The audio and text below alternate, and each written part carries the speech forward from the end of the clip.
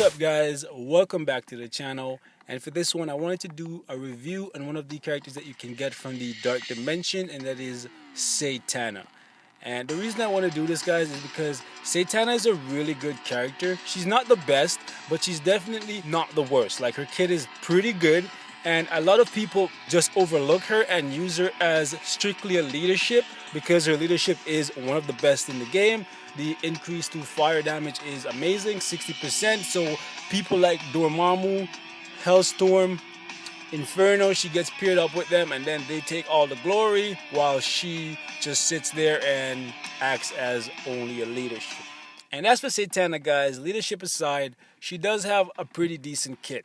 She has an iframe on the second skill here, which is her only iframe. So you want to keep that in mind. It does respectable damage, but it's more so to keep her safe because at tier 1, she doesn't have damage block like her brother.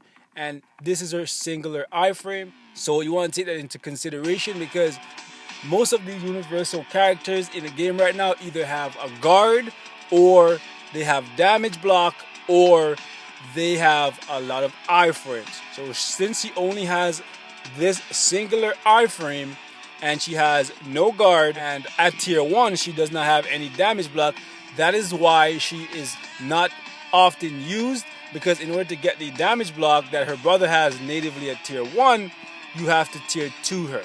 So you have to make a much steeper investment in her than you would someone like Hellstorm or even Inferno to an extent, okay? So that's why a lot of people only use her for leadership and don't tier 2 her. But even though she only has this one iframe guys, she does have a good amount of survivability even at tier 1, because her 4-star passive here guys, this is actually really freaking good.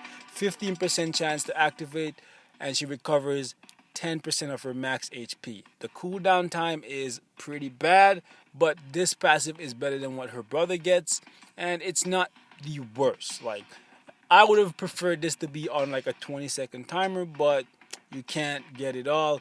It is some survivability is way better than getting something like crowd control here.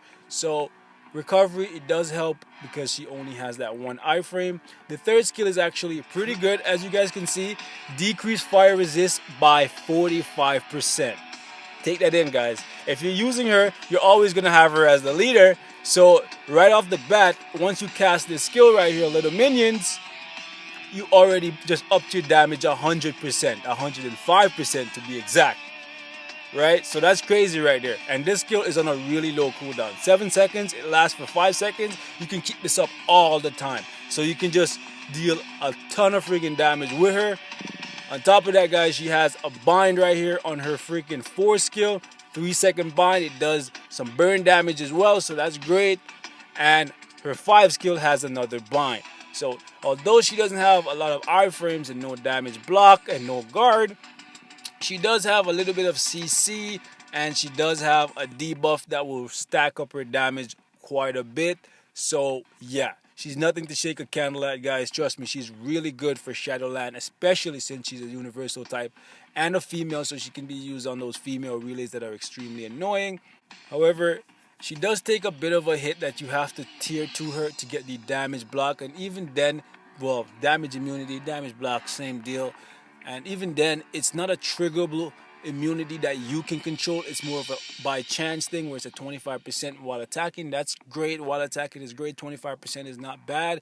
It's just that when you compare her to her brother, which is going to be the case because they're both farmable from the exact same place, most people, and I would recommend you do the same, will go for Hellstorm first because he gets damage immunity at tier 1 and you can control that. Granted, it doesn't last as long as Satana's, but it's tier 1 and it's on a lower cooldown. And as for her gears guys, she does take a bit of a hit because her native gears are not really that great. The first one is good to get energy attack and critical damage. So for here, you want to roll energy per level for the first 2 like I did, and then you want to get energy attack or all attack. Either one of those work. The second gear slot guys, as you can see, we get physical defense and dodge as the native. That's terrible. That's actually one of the worst things you can get here, for the simple fact that most of the OP characters in the game, which I've been saying for a while and I'll keep saying until that is no longer the case, are energy attacking characters. So right here you needed to have all defense. you got physical. So that's really, really bad. And that's why I wrote energy per level for the first 2 slots, because I wanted to get a little bit more energy defense for those encounters. Okay, guys? So she has a really, really bad second slot right here. Third slot, even worse, guys. Movement speed and crowd control. Terrible. Both of these are terrible. Anything else you got in here could have been better. Like, no matter what else you got here, it would have been better than these two. That's crazy. Like, so far we haven't seen any crit rate, we haven't seen any attack speed. That's crazy. So right here, you always want to go for HP per level for the first slot. You can go for the second slot as well. Let's make sure you get over 185%. Otherwise, you're taking, that's a little bit of a drop off. It's not that crazy, probably like 1 or 2 points. It's nothing that crazy. You don't have to roll for it specifically. I just got it there because that's what it landed on. I was like, okay, no point in re-rolling. It's only going to be like 1 or 2 points. So the fourth slot, however, it is pretty good. She got HP and she got ignore defense. It's a pretty good slot, but because of these bad slots here, she takes a really big hit because she's missing 3 things, guys. If you can see them, but if you can't, I'll tell you what she's missing. She's missing attack speed, which is very, very crucial. Okay, attack speed is great. There's no attack speed, skill cooldown, and no crit rate. Those are 3 stats. Any, like if they had put any of those in these 2 slots, would have been good. Especially skill cooldown. Okay, so right here, I rolled for what I needed. I got some crit damage, I got a little bit of ignore defense, and some skill cooldown. Okay, I didn't roll for crit rate because I really don't care for crit rate as much as I care for crit damage. That's just a personal preference. You guys, however, if you like to put some crit rate, that's all you. Do you, bro? This obelisk right here, I think, is one of the best obelisk choices for her. I got fire damage, ignore defense, because I wanted to make sure I got 50%. Because the ignore defense is a key stat, guys. You always want to get as close to 50% as possible, okay?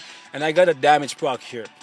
And the reason I have a damage block is because that's what I got first. But if I got invincibility, I probably would have slapped it on her as well, because her survivability at tier 1 is not the greatest, because like I said, no damage block, no guard. She only has a singular iframe and she has some binds, but that's not going to really help you too much in world boss mode. So yeah, if you get these 2 first stats, so if you get fire damage and ignore defense, or ignore defense and fire damage, whichever order, it doesn't matter. As long as you have enough ignore defense to make up the fact that, to make up the 50%, you're good. And then after that, it's up to you. If you want to get some more damage out of her with the damage proc, go ahead, more power to you. If you want to get invincibility, that's great, because she's going to be even better in PvP. PvP, she's really good. However, she's in the universal class, so she'll get stomped by the majority of the OP characters. So the Dormammus, the Odins, the Thanos, the Black Order. So yeah, female, she'll do a little bit better. And for the new Conquest mode, she'll do alright, because her skill rotation there is pretty good. So if you put an invincibility obelisk on her, she's going to be hella annoying. Okay? As for the ISO set, guys, I went with Power of Angry Hulk. And the reason I went for that is because it gives me 2 of the things that I did not get on her gears. If you see them, guys, that's good for you. If you don't see them, I'll tell you. Attack speed. No attack speed on her gears. Crit rate. No crit rate on her gears. So that's why I didn't roll for crit rate in the 4th slot. I went for crit damage instead. And I didn't roll for attack speed either, because I got some on Power of Angry Hulk. Any ISO set, any of the 3 attack ISO set that's currently in the game right now will work for her. It just depends on where you are. If you're at a point where you don't have enough skill cooldown, you definitely want to go with Hawk's Eye, because like I said, no skill cooldown here. However, my cards allowed me to get it just enough from just rolling a couple of these slots on the 4th gear in order to get the 36% that you will see at the bottom right corner here. Okay?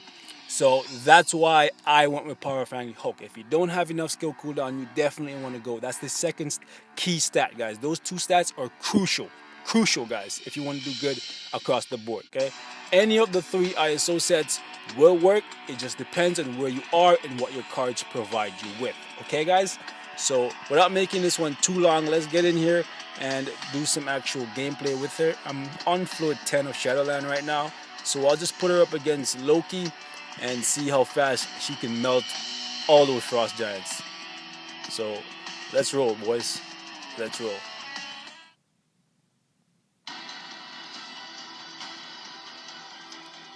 Alright, let's do this.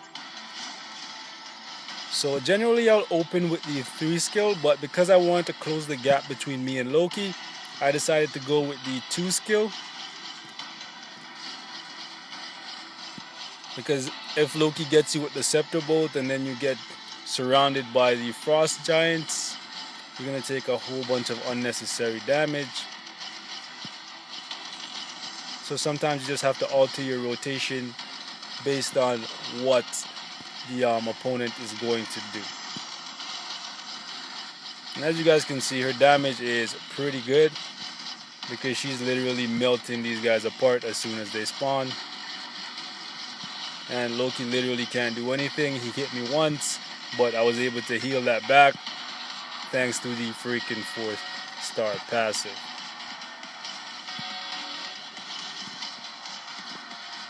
And look at that, guys. She melted that whole level in under a minute. Goddamn. So show my girl Satana some love, guys. And that's all I have to share for this one. I hope it was informative. Like always, thanks for watching. And I'll see you guys in the next one. And I'm out, boys.